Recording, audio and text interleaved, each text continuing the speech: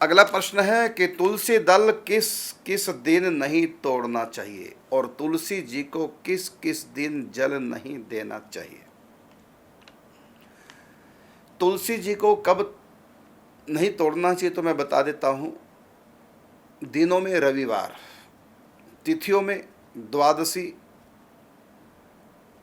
अमावस, पूर्णिमा, रवि संक्रांत,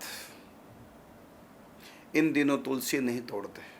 लेकिन मैं बताना चाहूँगा आपको, ठाकुर जी की सेवा के लिए द्वादशी को छोड़ करके आप किसी दिन भी तुलसी ले सकते हैं। जो वैष्णव हैं, जिन्होंने वैष्णवी दीक्षा ले रखी है और नित्य पूजा करते हैं प्रिया प्रीतम की या ठाकुर जी की या शालिग्राम भगवान की, तो ठाकुर जी के लिए आप द्वादशी को छोड़ के प्रतिदिन तुलसी ले सकते हैं। लेकिन जो वैष्णव नहीं है और चाहे औषधि आदि के लिए तुलसी लेना चाहे तो उनके लिए निषेध किया गया। कौन कौन सी तिथि एक बार फिर बताना चाहूँगा।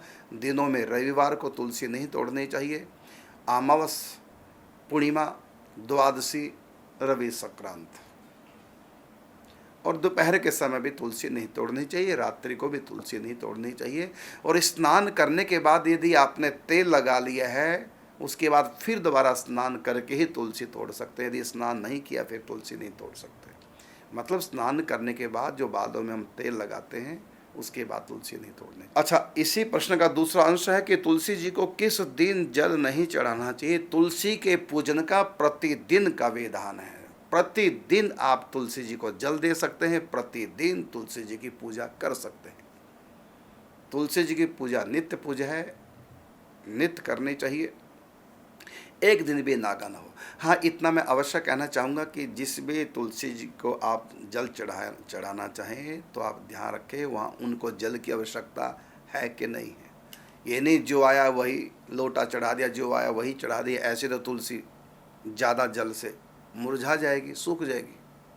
तो इस बात का ध्यान रखें कि आप तुलसी प्रतिदिन चढ़ा सकते हैं और चढ़ाना चाहिए। ऐसी स्थिति में नियम पूरा करने के लिए, मान लो तुलसी को आवश्यकता नहीं है, जल ज़्यादा आने से तुलसी सूख सकती है, ऐसी स्थिति में तुलसी में जल 2 बूंद चढ़ा दो, बस नियम पूरा करने के लिए, ज़्यादा नहीं।